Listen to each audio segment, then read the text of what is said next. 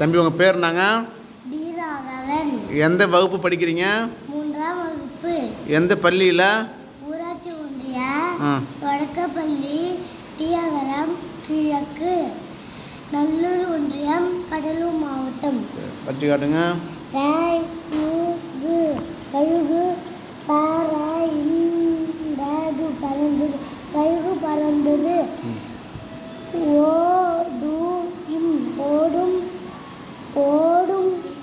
Kangaroo ஓடும் kangaroo. முறுக்கு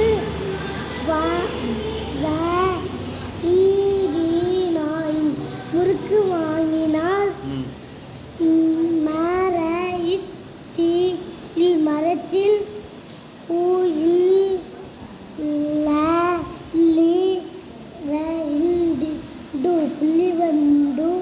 மரத்தில் புள்ளி வண்டு